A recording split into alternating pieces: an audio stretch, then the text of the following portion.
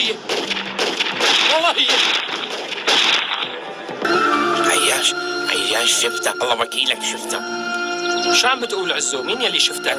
شفت هي البنت تبع الجريدة كانت بين الإرهابيين.